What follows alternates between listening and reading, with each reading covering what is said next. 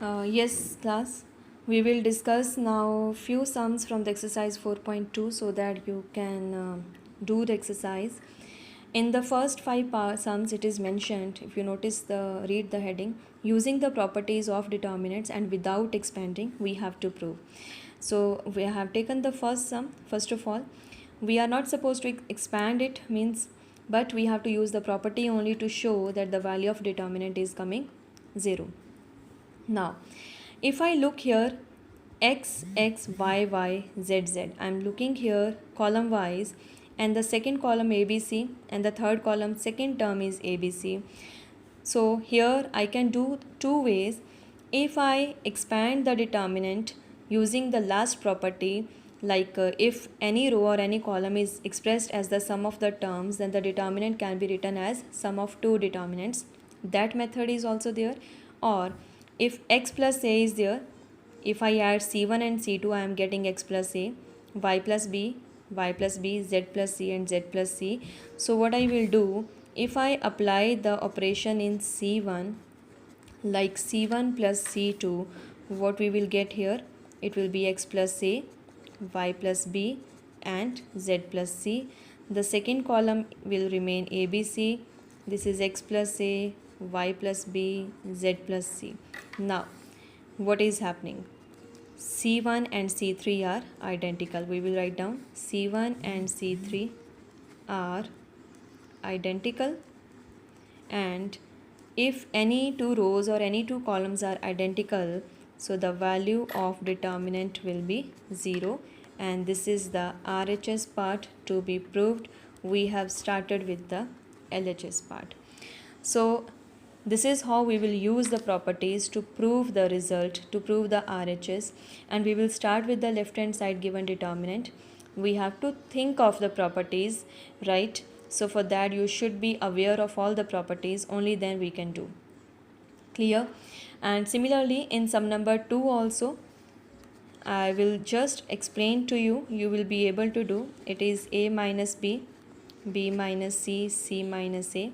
Here also b minus c and c minus a, and b minus c minus a minus b, c minus a minus b and b minus c. That means what is happening here, all the terms are in a cyclic order. A minus b, then b minus c minus a, and this cycle is common throughout all the rows and the columns. Okay, we have to prove again this determinant is equal to 0.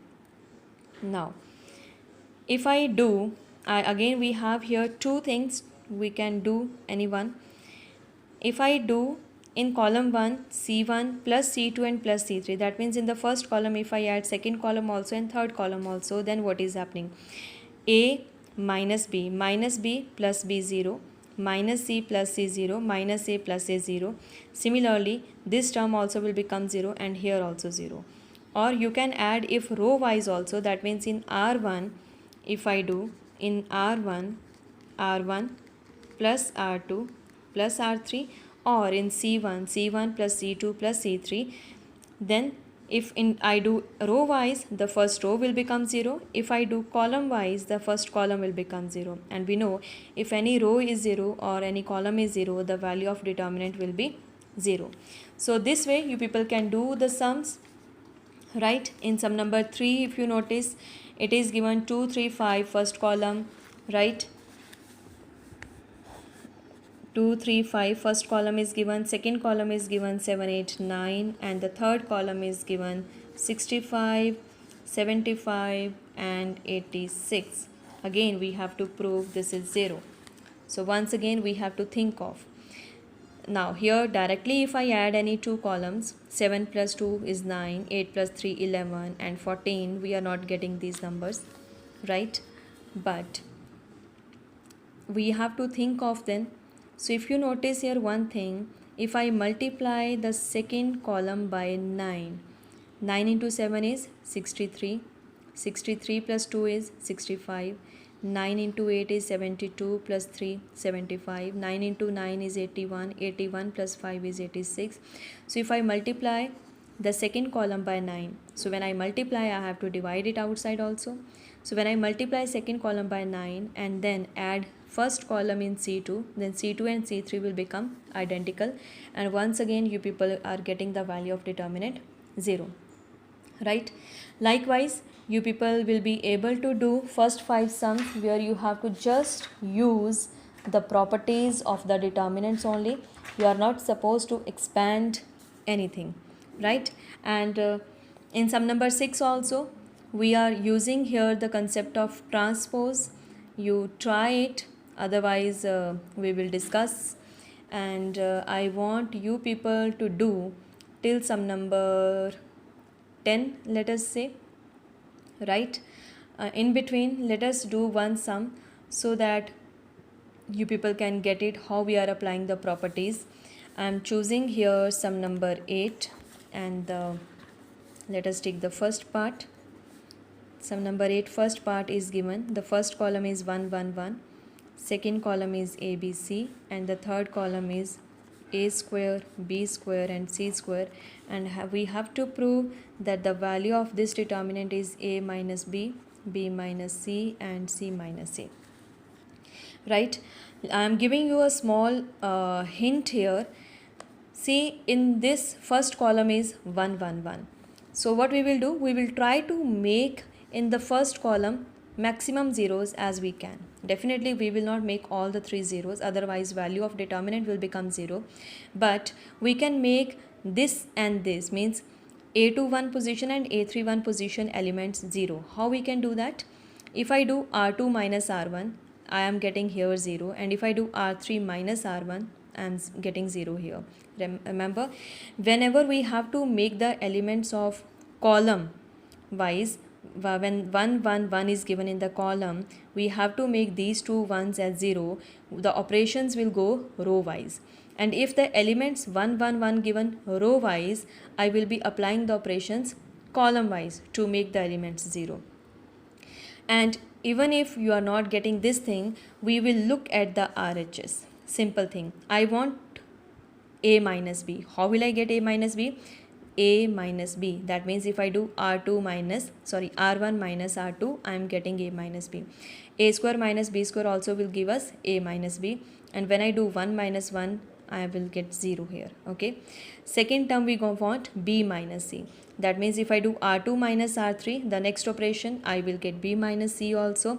So accordingly we will apply the operations. So here I am going to write down apply in r1 minus r2, right? So 1 minus 1, 0. This will become a minus b. This is a square minus b square. There is no change in the second row, and there is no change in the third row, right? So here we will take a minus b common. I am writing here, when I am taking anything common from the row, it will be taken out common from the row only.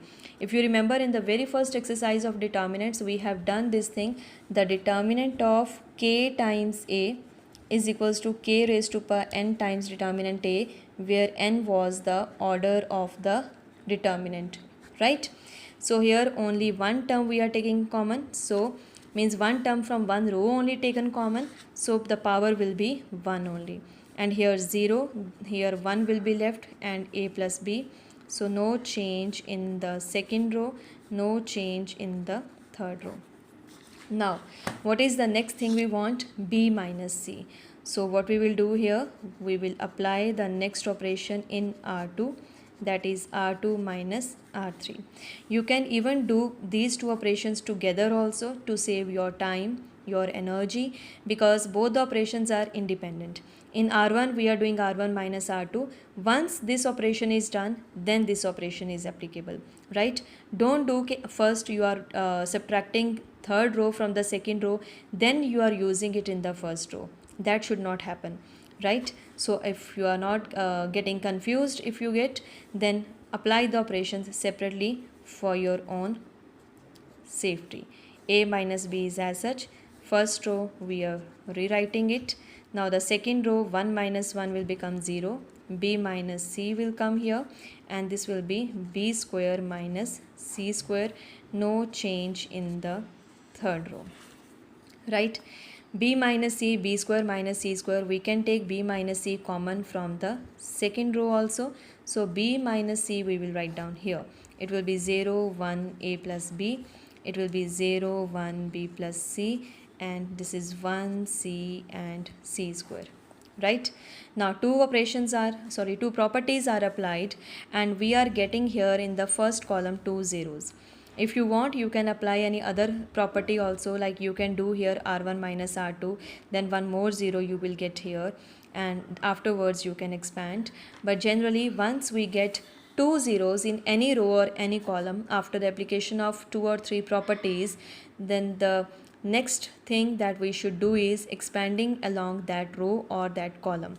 Now here first column is having two zeros, so we will write down here expanding along C1. When we expand it along C1, these two terms a minus b and b minus c will come as such. So the signs we have to take plus, minus, plus.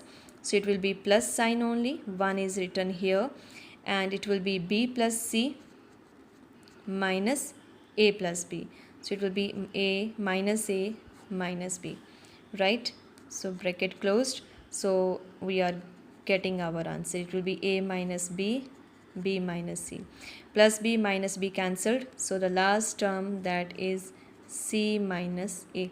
So this is our RHS which we were supposed to prove, right? So try to do your sums. If anybody is having any doubt, you can ask the doubts, right? And I want you people to do first 10 sums of exercise 4.2. Clear? Thank you, class.